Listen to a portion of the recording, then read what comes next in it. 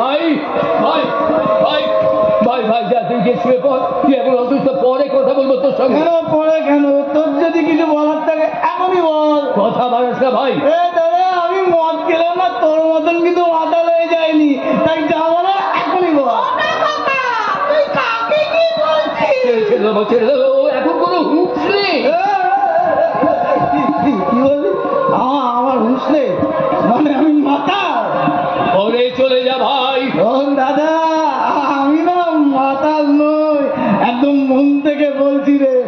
ছোটবেলা থেকে না তুই আমার পেছনে অনেক খরচা করেছিস, আমাকে প্রচুর হাত খরচা দিয়েছিস।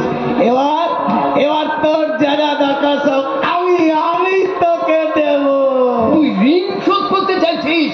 এটাকে যদি তুই ঋণ শোধ করার কথা বলিস তাহলে হ্যাঁ তাই চাইছি, ঋণ শোধ করতেই চাইছি। হতে হলে ঋণ নয়, ওই সময়টাকে শোধ করে দে। শোধ করলে মায়ের দুধের দামটাকে। ভাই তুই এতটা নিচে নেমে গেছিস আমি ভাবতেও পারছি না। এত জ্ঞান দিস না তো, শালা নিজে একটা মাথা লাগায় ভাই।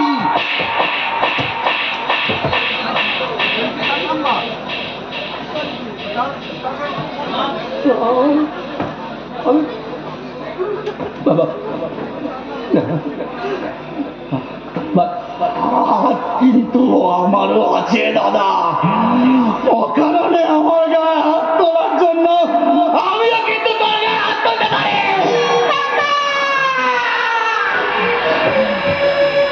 ভাই এ কথা তুই বলতে পারবি না?